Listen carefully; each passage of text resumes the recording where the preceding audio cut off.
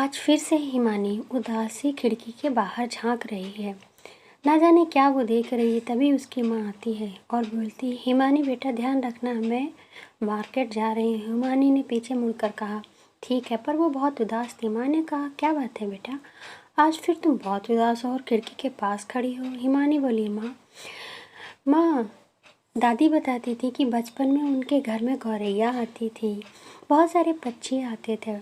मैं भी सोच रही थी मैं भी किसी पक्षी को देखूं, लेकिन मुझे कुछ नहीं दिख रहा है। माँ, दादी बताती थी कि गौरैया जो होती है वो हमारे घरों में ही रहती है, उसे हम घरेलू गौरैया कहते हैं। उस समय हमारे घर में गौरैया आती थी, चहचहाती थी, जिसको देखकर सब लोग बहुत खुश होते थे।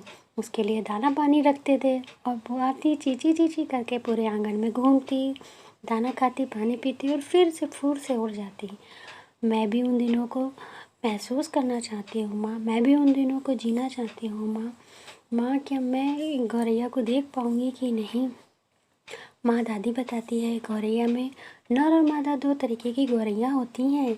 गौरैया की कुछ प्रजातियाँ 3300 फीट की ऊंचाई पर रहती हैं। आमतौर पर गौरैया 4 से 5 साल तक ही जीवित रहती थी। माँ, गौरैया आखिर क्यों विलुप्त हो गई हैं? आखिर आजकल गौरैया क्यों नहीं दिखाई देती हैं माँ? माँ, ऐसा क्या हुआ है कि हम लोग, जो आप लोगों ने देखा वो हम लोगों को नहीं देखने को मिल रहा है? माँ, इस तरीके से तो सब कुछ ख़त्म हो जाएगा। कहाँ है गौरैया? कहाँ है चहचहाते पक्षी? मैं रोज़ यही सोचती हूँ कि आज कोई ना कोई पक्षी मुझे दिखेगा, कहीं तो मुझे चिड़ियों की चहचहाट सुनने को मिलेगी, लेकिन मुझे कुछ नहीं मिलता है माँ। माँ, ये सब क्या हो रहा है माँ? माँ ने कहा, बेटा, घर में गौरैया की संख्या में कमी मुख्य रूप से वनों की कटाई और बढ़ते ध्वनि प्रदूषण के कारण है। गौरैया को संरक्षित करने की आवश्यकता है, क्योंकि परिस्थिति संतुलन और कई पौधों में परागण की कई महत्वपूर्ण भूमिकाएं होती हैं। माँ, क्या हुआ कि गौरैया विलुप्त क्यों हो गई हैं? माँ ने बोला, सबसे बड़ा कारण है कि कीटनाशकों का बढ़ता उपयोग, भवन निर्माण शैली में बदलाव, घरों से बगीचे समाप्त हो जाना और मोबाइल फ़ोन के टावर से निकलने वाली इलेक्ट्रोमैग्नेटिक तरंगे ज़्यादा मात्रा में छोटे पेड़ों का काटा जाना, ये भी हमारे गौरैया को हमसे दूर करती जा रही हैं, जिस कारण गौरैया बहुत विलुप्त हो गई हैं। ये सब सुनकर हिमानी बहुत ही ज़्यादा उदास हो गई। वो सोचने लगी फिर से वही समय वापस आ जाए। वो भी प्रकृति के सुंदर नज़ारे को देखना चाहती थी। वो भी गौरैया को देखना चाहती थी, पक्षियों का चहचहाना सुनना चाहती थी। उसने एक रात भगवान से विश की कि मुझे पक्षियों की चहचहाट सुननी है, गौरैया देखनी है। उसने बहुत सारी जानकारी इकट्ठी की ताकि गौरैया को किसी प्रकार संरक्षित किया जा सके, वह भी गौरैया को देख सके। उसने पाया कि जो गौरैया होती हैं उनको ज़्यादातर पेड़ों और झाड़ियों में अपने घोंसले बनाना पसंद होता है।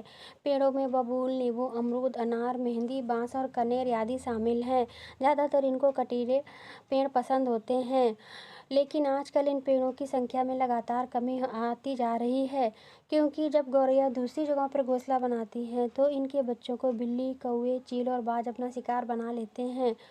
हिमानी ने यह भी देखा कि पहले लोग अपने घरों के आंगन में इन पक्षियों के लिए दाना और पानी रखते थे। आज ये सब प्रचलन बंद हो गया है। इस कारण भी गौरैया हमारे घर के आसपास नहीं आती है। हमारे आसपास के वातावरण में पर्यावरण को बेहतर बनाने में भी गौरैया का महत्वपूर्ण भूमिका होती है। गौरैया अपने नवजात बच्चों को अल्फा और कटवर्म नाम के कीड़े खिलाती है, क्योंकि ये कीड़े फसलों के लिए बेहद खतरनाक माने जाते हैं।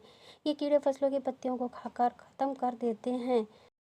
इसके अलावा गौरैया बारिश में दिखाई देने वाली कीड़े भी खाती है।